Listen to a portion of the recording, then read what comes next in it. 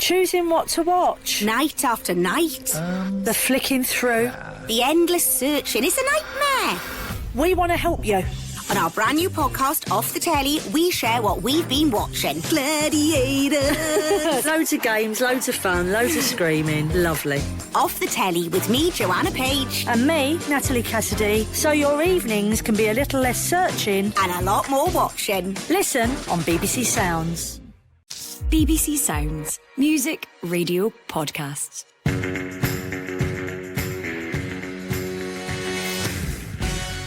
Hello and welcome to the Scottish Football Podcast, bringing you all the news, views and analysis that you need. It's Thursday, the 4th of April. I'm Gavin Wallace, and as it's a Thursday, we'll have our usual look and focus on the Championship. Oh, what a finish that is! Dundee United take the lead. Tony Watt with the touch and finish. Magnificent! After last week's win over title rivals Raith Rovers, can Dundee United open up a gap at the top? Chance for Josh O'Connor to slot in the opener! A real bit of quality. It's also a potentially pivotal week in the push for the promotion playoff places. And I saw a little bit of your dancing at full time on the Links Park pitch. John, is that something we should start getting used to? Obviously it was a special occasion and just got carried away a little bit, I suppose. We salute League One winners Falkirk and hear about what could be a huge day in League Two. This is the Scottish Football Podcast from BBC Sports Scotland. So, gentlemen, thank you very much for joining me. This morning we have, as ever, the Clyde manager, Ian McCall. Ian, good morning to you. Morning, Gav, and morning. Morning, good to have you. And Gordon Waddell, the journalist as well. Gordon, thank you very much for joining us on today's podcast. Thank you. Good morning, you're welcome. Gentlemen, lots to get through. And I think, actually, what I want to do is we want to have a big chat about the Championship. We have got a plethora of things to get through. But before we get there, let's just have a quick look at today's headlines across Scottish football. Celtic's Honduran winger Lewis Palma could make his return from injury against Rangers at Ibrox on Sunday. Reports say that Aberdeen could be prepared to wait until the summer to appoint a new manager, as the Dons are keen to land Elfsborg boss Jimmy Thelen. Motherwell have revealed that talks with the US-based family on investment in the club are at an advanced stage, and Dunfermline have teased plans to use East End Park as Scotland's biggest fan zone for Euro 2024. The Scottish Football Podcast. So, gentlemen, first up then, as customary on a Thursday, Ian, you know this all too well. We start with the action in the Championship, and I think, was it Scott Brown maybe that said it last week? It's the tightest league in the world, and potentially one of the best leagues in the world when you look at it, pound for pound competition. Ian, it's a fantastic league, the Championship. It is. I mean, I think as well, I think Scott's right when he says that. It's like that most seasons. I also think there's a lot of quality in it as well. I mean, I've been saying for many years that I always think that the top 2 or 3 in the Championship could match the bottom 2 or 3 in the Premier League almost every season. You know, nobody can tell me that, you know, St Johnstone going to Firhill would be an easy game for St Johnstone, or you know, one of the other teams, Livingston, going to Dundee United. So I think the quality's there as well. I think Dundee United took a step towards where they want to go, but it's only a small step at the weekend. But yeah, I mean, every week it throws up different thing. I think this season it's a little bit different, as that there's certainly, you know, the top 2 are well away, and I think Arbroath now at the bottom are well gone. In between that, though, goodness me, it's very tight. Well, let's start then with the top 2. Ian, just how big was the 2-0 victory over Raith Rovers for Dundee United last week? Well, I mean, obviously, take 3 points off their closest rivals, I think it was massive. But, you know, I think their home form has been really, really, I mean, not poor, but average. I think they've struggled when teams have come to Tannadice and sat in, and their away form's better than their home form. Also, the bedrock of their season has been right at the spine of the team. Their 2 central midfield players and their 2 centre-backs, and both centre-backs were out. Ball accounts, the 2 young boys came in and did very well. Graham is a good player. So, I mean, listen, it was all about the result. I believe they thoroughly deserved it. Obviously, I didn't see the game, but I believe they thoroughly deserved it. And it was a crucial 3 points. And, you know, they've now got to kick on from here. I know away at Queen's Park, who have been galvanised by Callum. So that will not be an easy game. But, you know, Raith Rovers got a tough one as well. So, yeah, I mean, it was a huge result for Dundee United in front of over, I think it was 10,000, 11,000 at Tannadice. It was huge. Do you think, Ian, then, Gordon, we'll come to you in a second for your thoughts on the Championship this season, but Ian, a lot of people have been questioning Dundee United's bottle. Have they answered that now, or do they need to create a bigger gap for that bottle to be ensured? Because it's not been a great season for them. Well, I mean, you look at the points total, I mean, most seasons they'd be 7-8 points clear just now. So, I mean, you've got to credit Raith Rovers. I mean, I don't think you do question bottle. I think people see Dundee United Championship and they think it's going to be a walk in the park. I know we're going to talk about Falkirk soon. They see Falkirk League One walk in the park. I text both managers, particularly I text John McGlynn, and it's never ever easy to win any league. It's just not easy. And the pressure that comes with playing for Dundee United in the Championship against good sides is huge. So I don't think you can question the bottle. It's just about getting the job done and at the first attempt, because there's a few clubs that have went down, that big clubs that haven't come back at the first attempt, because it ain't easy to win a league. No, far from it. Gordon, what's your slant on the title race for the Championship this year?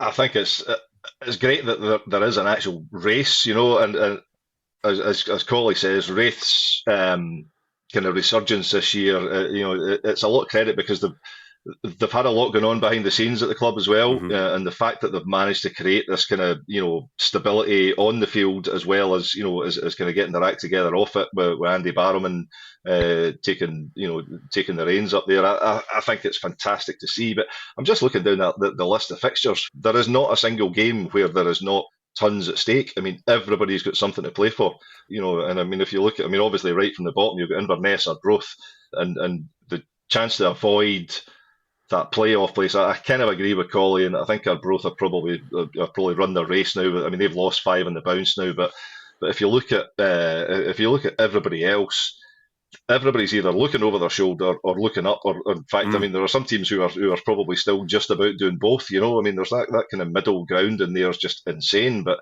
the actual, you know, and again tomorrow you've got Airdrie, Morton, you know, again who are looking at playoff places. You've got the Pars and the Jags. I mean, the Jags should be safe in the playoffs, but you know, they're not absolutely 100% guaranteed to be there yet, and the Pars have won like 3 in a row now as well. So it's, yeah, I mean, it's a phenomenal league. It really is. If you've got a league at this stage of the season with 5 games to go where every team is playing for something, then it's what you want.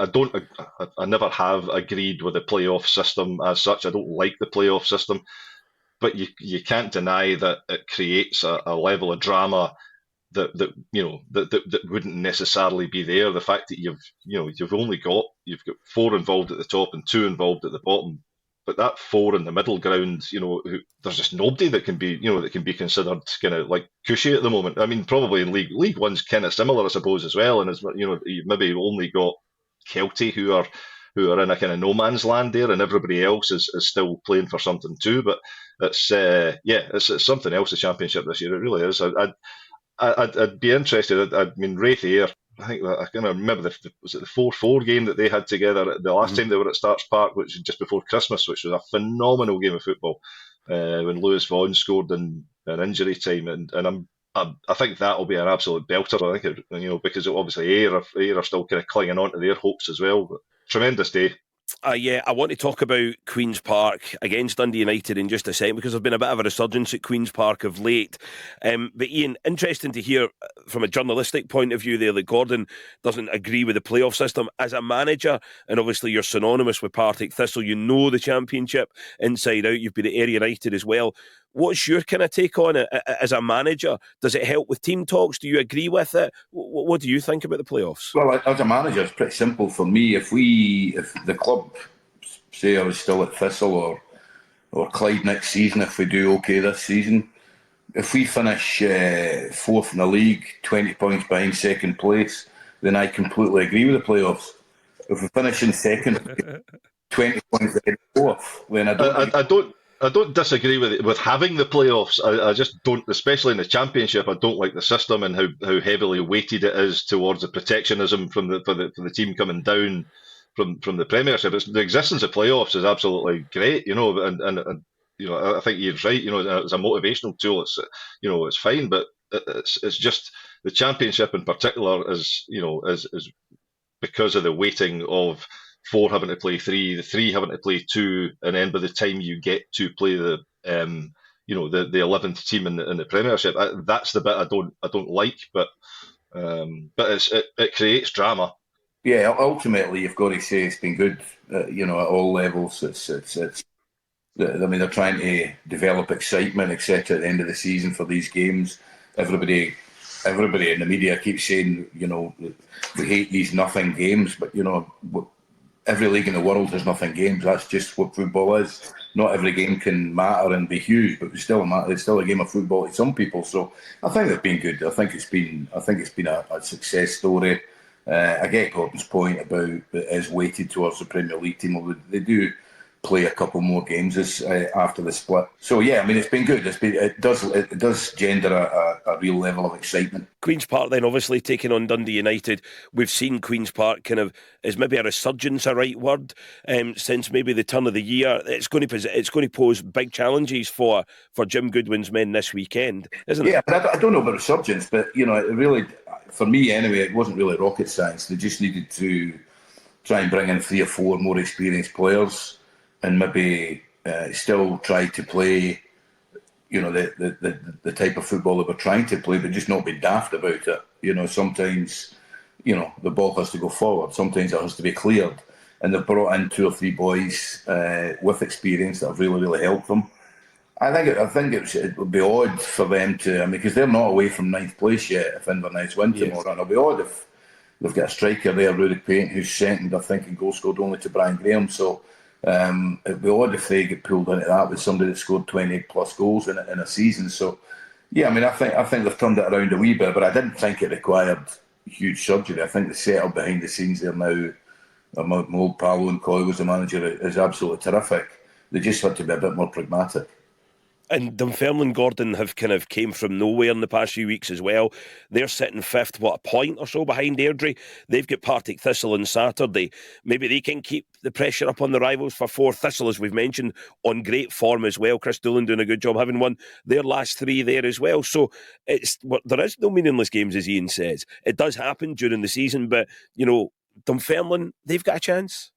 Well, as Collie said earlier on, there's not a club there. You've got the Pars, Airdrie and Morton all fighting, to get into the playoffs, and they're 3 clubs who have all kind of been up there before. They're 3 clubs who have also all suffered absolute misery over the years, and for a long period of time, who are all trying to kind of find their way back into the top flight, and the motivation's there for them all, as you say. Dunfermline, 3 wins on the bounce catapults you, from. They were in, people were talking about Dunfermline being in relegation trouble, less than a month ago, and being in that fight that Ian says that Queen's Park are in. But it's, I think it'll be very interesting. From memory, I think Dunfermline won their last game at Firhill. I think when they played each other, I think it was maybe a 3-1, but. You can't argue with their form. They look like a side who believe in themselves again. It'll be that's a cracking game tomorrow. I think that and Airdrie Morton tomorrow are I keep saying tomorrow here. We can play them tomorrow. We're more than happy to play them tomorrow. I'm losing track of the days here. That's what a week's holiday does for you. It's a bank holiday, isn't it? Well, I was going to say it's been a kind of week's. Everybody in Falkirk's been given a week off in the last week. But. I want to come to that. I want to come to that in just a second. But Ian, just to kind of round off our championship focus, is Dunfermline then? If Dunfermline maybe it's that classic? James McPake knows the championship well. Dunfermline know it very well. But has that been a classic? They've came up and they've been. Schooling's not the right word, but they've been taught quite quickly that you need to be very streetwise in the championship. Yeah, I don't know, but I think it's really is. From a manager's point of view, it seems to me anyway that it was just horrendous. And I know this isn't good copy, but it was just a horrendous injury list. It was just brutal.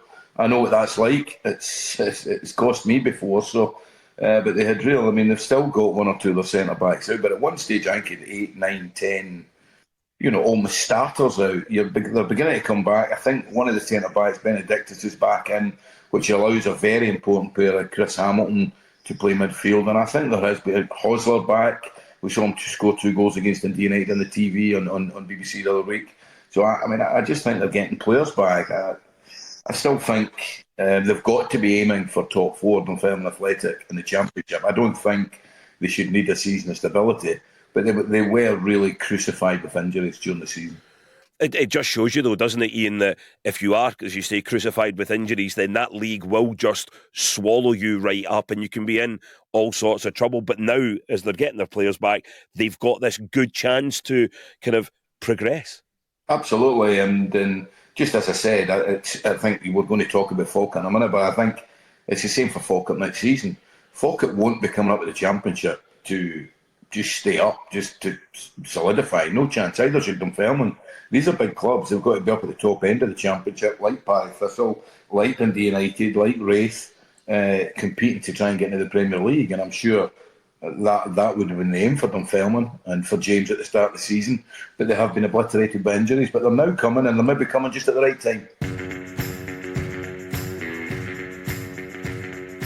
This is the Scottish Football Podcast. Right then, chaps, let's leave the Championship behind now. We've teased a little bit about League One and League Two. Gordon, you're a big Falkirk fan, and obviously you've clinched League One last week. Kind of just sum up, what the season's been like, sum up what it's what you feel like. You mentioned everyone in Falkirk's been given a week off. Absolutely. What's it been like? It's now a time to celebrate, isn't it? I mean, it is. I think we need some perspective, and it's League One. We have been in League One now for 5 years, which I think if you just when we're speaking earlier on about the other clubs who have come down, like Thistle. I mean, in fact, Airdrie, Morton, Thistle, and Dunfermline have all spent time down in League One, and everybody's and they've all had to have this journey to kind of bottom out and come back up, and it's not easy, but making good decisions along the way to try and get yourself back out, and as Ian will tell you, managing in these divisions, I think requires. I think you have to kind of park your principles to a certain extent. I mean, you're a full-time team playing against part-time teams every week, but you're playing against some of the best part-time teams and the best part-time players. And you're also kind of dredging around, and with the full-time guys to pick up guys on a budget, and also you've got a target on your back. And Falkirk tried a couple of things with younger, inexperienced managers, shall we say, and also bringing Martin Rennie in, a guy who had no experience in Scottish football, for about 16 years, and eventually landed on getting John McGlynn in 2 years ago. Which was, the best thing that they've done in terms of creating a platform for them for this season to get back up. I mean, John's kind of he has, in much the same way that Ian did at our club. He's built a team. He brought in players capable of actually, doing the job that they've taken 2 years to do. It was unfortunate in the end. He inherited a team who, full of guys who had signed 2-year contracts, so it was always going to be a 2-year job for him. There was only so much he could do the first year he was there, and then last year he got rid of a few more, and I think this year you could actually genuinely look at it and say that's his team in the park. They're playing his way, and it's it's shown. I mean, they've gone 31 games and not lost, and which is at any level is a phenomenal achievement. In a word, without your journalistic hat on, how do you think you'll do in the Championship next season? So much depends, as Ian says. I mean, there's so many factors. You're talking about all these teams just now who are there. 90% of them are still going to be there. There's only, you're only going to get, the champions are the only ones guaranteed to go up. You might be left with 8 out of those 10, because obviously if Arbroath come down and, say for the sake of argument, Dundee United go up, if you look at the rest of that league next year, it's going to be absolutely brutal, and Get it on the telly. I mean, listen. I mean, that's the thing. I mean, you look at some of the Friday night games have been absolutely cracking this year on the Beeb, you know, and there's been some real drama.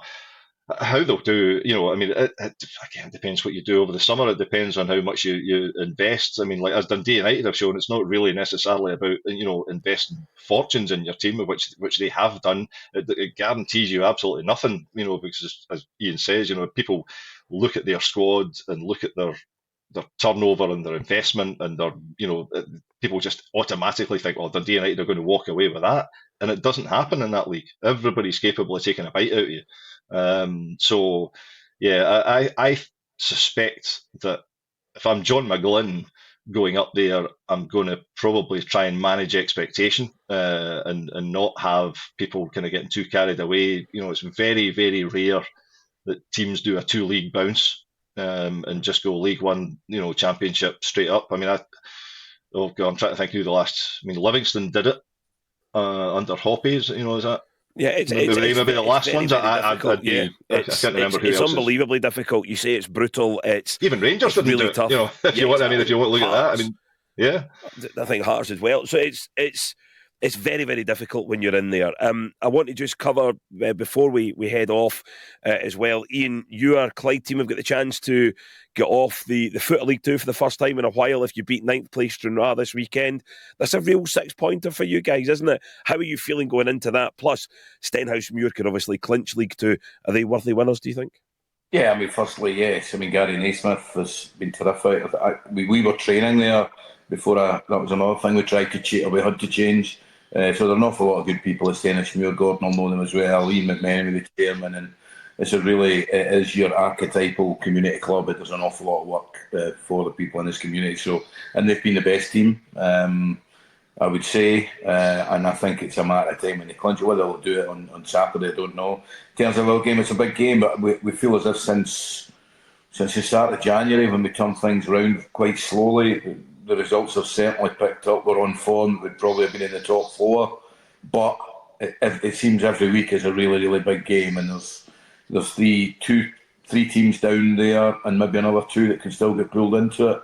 It's just really, really tough, and we'll be looking at. We have to find a way to get the 3 points. Home form is good. Hopefully, we can get it over the line. Well, Ian, we wish you all the very best. Thank you very much for joining us today on the Scottish Football Podcast. Gordon Waddell, the journalist as well. Gentlemen, thank you very much for your time. For that, as we say, many thanks to the gents for joining us today here on the Scottish Football Podcast. Alistair Lamont will be back tomorrow with Tom English, Graham Dorrans and Charlie Mulgrew for a special podcast previewing the Old Firm Derby. Don't forget, this is the only place to get your daily fix of Scottish football, right here on the BBC Scottish Football Podcast. It lands every day at 8 a.m, wherever you get your podcast from. From myself, from Gordon and from Ian, enjoy your football the weekend. The Scotland Rugby Podcast is now available every Tuesday. Join me, Andy Burke and Tom English. Just head to BBC Sounds and subscribe to the Scotland Rugby Podcast. It's just seismic stuff. There's bucket hats as well. Oh, really? Yeah. Is this a rugby podcast or is this a fashion podcast? Why can't it be a bit of both? Rugby. Let's get on to rugby. There's a lot to be excited about. Today's guest, John McGuigan. Clubs are at the absolute bedrock of everything Scottish rugby's about. The Rugby Sports Sound Podcast from BBC Radio Scotland. You cannot help but be so excited. It's going to be the centre of the rugby universe. BBC Sounds.